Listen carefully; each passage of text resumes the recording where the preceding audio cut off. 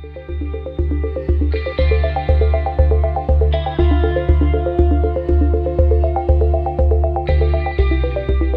up this scratch yesterday. My son was pretending he was too tired to go to bed, so I picked him up in a fireman's lift to carry him upstairs. And as I did that, as any 5-year-old did, he saw the opportunity to wedgie me. So in a counter-strike, as I wedged him back, he moved into a defensive move which caused this scratch on my face. Sometimes our children do things and they hurt us. And that's not too dissimilar to working with young people. Sometimes young people do things that will cause an offence to us, that will offend us in some way. And within our alternative provision, we get to work with some of the more challenging students. The other week we were working with a young lad who decided to be very racist towards my staff, and my staff found that quite difficult to cope with. But my staff were able to admit that they found that difficult to cope with, and I think that was really important for them, to admit the offence that had been caused to them.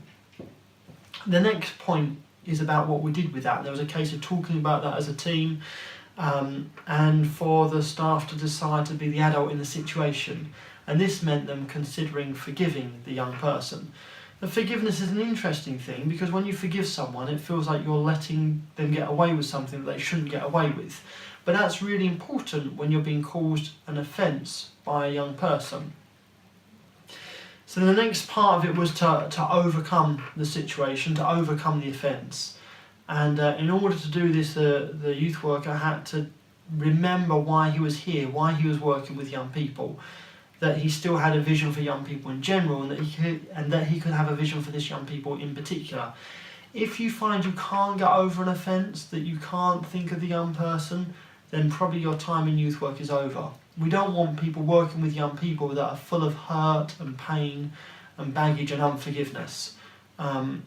So this youth worker decided that he still felt that it was his role to work with young people. He could still see a vision for the particular young person, and he could see beyond the young person's behaviour. And these three things, working in combination with the desire to forgive, meant that he could move beyond the offence, forgive the young person, and still then continue to work with them, regardless of how we had to correct the young person. And it's really important to know that there was a correction for the young person, but that's for the young person's benefit, not the youth worker's benefit. And oftentimes we get caught into thinking correction is for our benefit, but it's not. It's for the young person's, or if you're parenting, for your child's.